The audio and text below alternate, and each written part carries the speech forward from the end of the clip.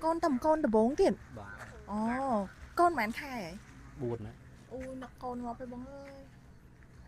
mẹ nè បាទ con đập bốn phong chắc phải từ bông thân tròn từ lấy bông nơi một bông đá thằng ấy នៅពុន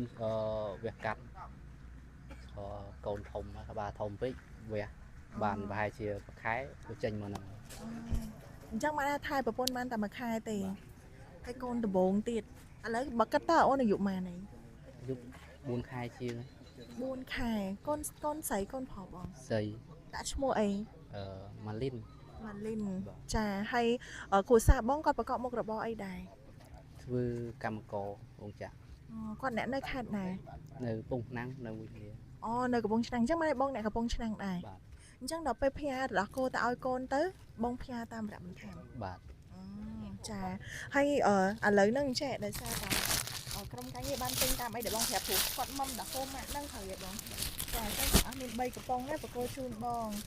hay ở miền anh mới của đam pia phủ video nó tập hot tươi nè đi bất lực đặt cô chun nó trà ao mình chắc khơi không nè chắc brand khơi không mình má ở bờ thom này ao tập bồn toạp mà mình đang free cái tàu chà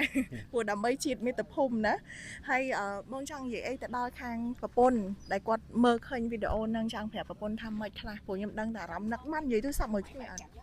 បាទ ba nó បាទ mơ video khó thì mơ có khoản này vậy tôi sắp thom mà đa thì មើលអត់សូវច្បាស់ព្រោះអត់សូវក្បាលបំណ mà ngày ban tê hoặc khi mà đòn ច្រើនបានវាងាកទៅនេមកផ្លែតយើងហូបអាយអញ្ចឹងទៅព្រោះយើងមិនអាចយកឡើងមិនអាចបើកពលឺទូរស័ព្ទគឺនៅយូរបានទេ ô dục láng có ai bao tu sắp lư ban này để sao ai hoàng ngay với mệt với bao trốn rồi còn bên mệt ខ្លាចវា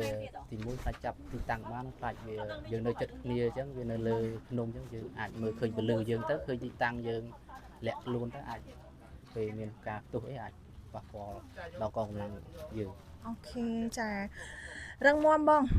sọc te san tran ban chu con dương vinh បាទ ណា បាទ ស៊ូស៊ូ បាទ ចាតបជួយក្រោយចាំជួយពួកបងចំណិចខនថា ABC យើងធ្វើមិនបានត្រឹមថ្ងៃហ្នឹងមួយថ្ងៃទៀតទេយើងអស់ហើយពួកយើងក៏រំខានប្រិមិត្ត ABC មកយូរហើយអញ្ចឹងយើងអាចជួយអីច្រើនលើសនឹងទៀតបាន បាទ ចាចាតែយ៉ាងណាចង់ផ្ដាំប្រាប់បងថា